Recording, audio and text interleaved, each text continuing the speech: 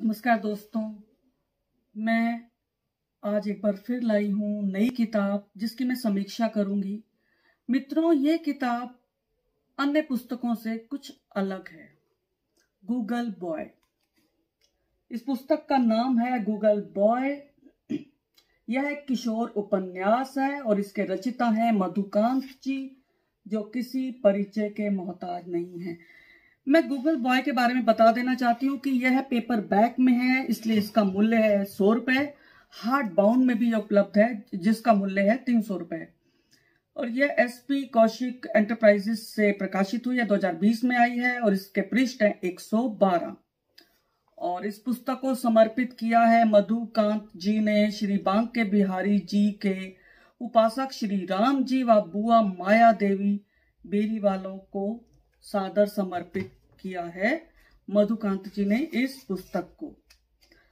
और अब मैं थोड़ा सा मधुकांत जी के बारे में बता देती हूँ। वैसे तो इन्हें सभी लोग जानते हैं, थोड़ा सा मैं फटाफट इनका परिचय देती हूँ कि इन्हें बहुत सारे सम्मान मिले हैं।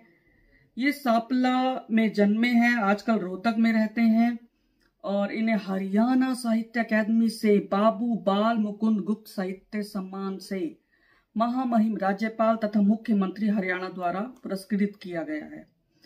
इनके 7 उपन्यास आ चुके हैं, 13 कहानी संग्रह हैं, नाटक 11 हैं, लघु कथा संग्रह 24 हैं, कविता संग्रह 10 हैं और बाल साहित्य की 40 पुस्तकें और 12 पुस्तकें बाल साहित्य पर और 40 पुस्तकें किशोर साहित्य पर। और इन्होंने इंदिरा स्वप्न रचनावली के 10 खंडों का संपादन किया है और अन्य भी इनकी खूब सारी किताबें हैं, खूब सारी पुस्तकों का इन्होंने संपादन किया है। ये सेवानिवृत्त अध्यापक हैं। तो मित्रों, ये था इनका परिचय। और अब मैं आपको थोड़ा सा बता देती हूँ इस उपन्यास के बारे में कि यह किशोरों के लिए लिखा गया है और रक्तदान महादान है, इसे सिद्ध करने का अच्छा प्रयास है। वैसे तो देखिए, दान सभी महादान होते हैं, जैसे अन्नदान, शिक्षादान, भूदान, अंगदान, धन दान, श्रम दान और अब रक्तदान। जिसकी जैसी श्रद्धा और जिसकी जैसी सामर्थ्य। इस उपन्यास की जो कहानी है उसका नायक एक किशोर है जिसका वास्तविक नाम गूगन है, जो बिगड़कर गूगल हो गया। क्योंकि यह नाम बुलाने में आसान था, इसलिए स्कूल में उसका नाम गूगल हो गया। इस उपन्यास की कहानी नीतिपरक है और रक्तदान के लिए सभी वर्गों को प्रेरित करती है, महिलाओं को भी। महिलाएं शारीरिक रूप से कमजोर होती हैं पुरुषों की बनिस्बत और अधिक रक्ताल्पता का रक्त अल्प होता है, उनमें उसकी शिकार होती हैं। डॉक्टर स्वयं उनका रक्त नहीं लेते और मेरे साथ भी 2 बार ऐसा हो चुका है कि मैं रक्तदान करने गई, डॉक्टर ने जांचा और कहा कि आप में रक्त कम है, तो इसलिए मेरा रक्त नहीं लिया।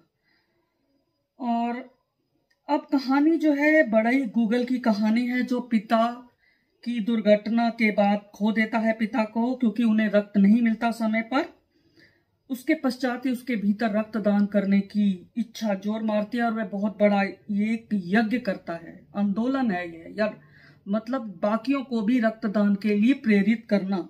मधुकांत जी ने सिर्फ उपन्यास ही नहीं लिखा, वे स्वयं बहुत रक्तदान करते हैं, उनके सभी परिवार वाले लोग रक्तदान करते हैं। वे रक्तदान शिविर लगाते हैं, ढेर सारे उन्होंने लोगों को प्रेरित किया रक्तदान करने के लिए। इस उपन्यास में किशोरों को पौराणिक घटनाओं से जोड़ा जा सके, इसलिए उन्होंने कुछ कथाओं को लिया है, धार्मिक एवं ऐतिहासिक।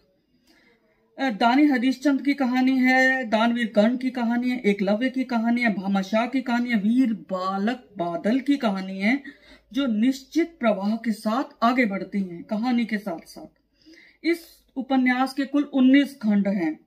मुझे 8वें खंड को मैं विचित्र कहूंगी, क्योंकि इस खंड में एक नाटकीय प्रयोग किया है मधुकांत जी ने।